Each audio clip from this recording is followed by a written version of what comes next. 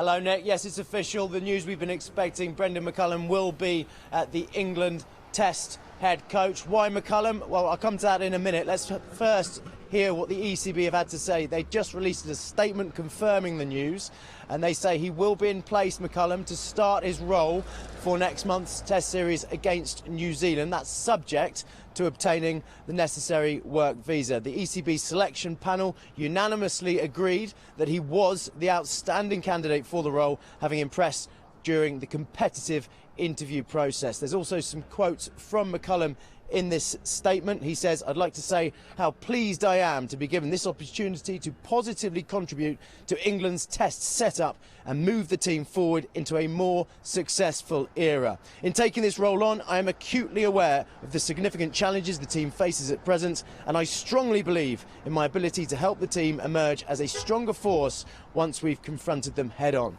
I've enjoyed several robust conversations with Rob Key about the direction of travel for the team and have found his enthusiasm contagious. I'm no stranger to bringing about change within a team environment, and I can't wait to get started."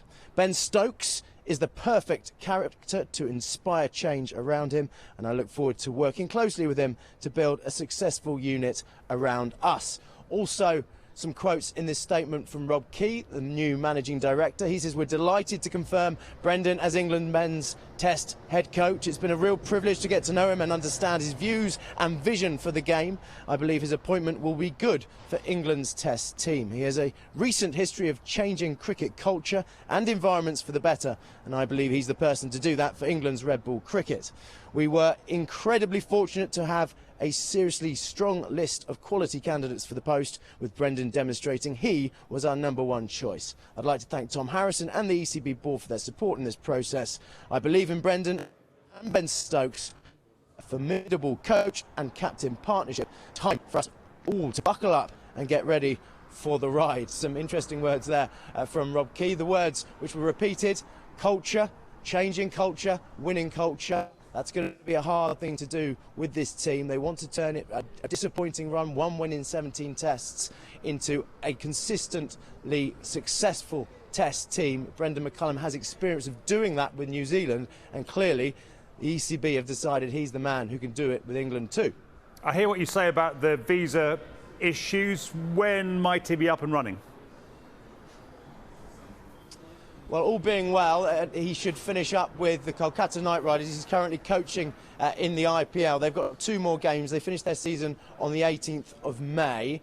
England will be looking to name the Test squad for the first Test here against New Zealand, a team that Brendon McCullum will know very well indeed. That's on June the 2nd, so England will be looking to name that the week of the 23rd.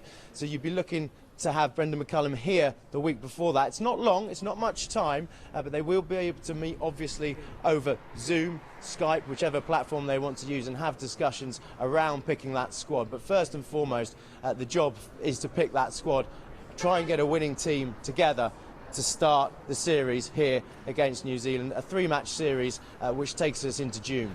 Looking slightly more broadly, what will his priorities be?